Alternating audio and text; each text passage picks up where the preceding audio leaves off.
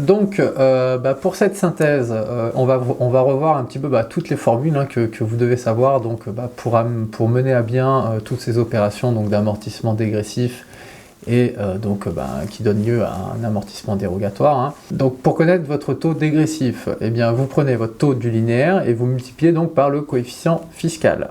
Donc le coefficient fiscal, pour rappel, quand on est sur 3 ou 4 ans, c'est 1,25, 5 ou 6 ans, 1,75, et quand on est au-delà des 6 ans, donc à partir de 7 ans, on sera donc sur un coefficient fiscal de 2,25. Pour connaître votre annuité d'amortissement, vous prenez toujours votre valeur nette fiscale quand il s'agit bien sûr d'amortissement dérogatoire. Donc valeur nette fiscale multipliée par votre taux du dégressif et donc ça vous donnera votre amortissement. Votre valeur fiscale de fin d'exercice, eh bien ce sera votre valeur nette fiscale de début d'exercice moins votre amortissement de l'année. Pour le prorata, contrairement donc à ce que l'on fait sur du taux linéaire, ici peu importe quel est le jour du mois d'acquisition, on prendra toujours un mois entier, donc on sera toujours sur une réflexion de mois.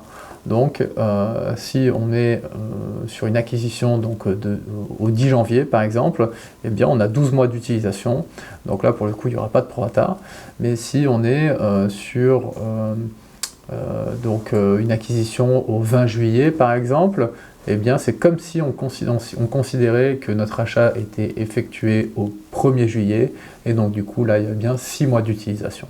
Lorsque le taux du dégressif devient inférieur au taux du linéaire, ou alors lorsque le taux du linéaire devient supérieur au taux du dégressif, eh bien c'est là qu'il va donc s'effectuer le passage, le changement dans votre plan d'amortissement.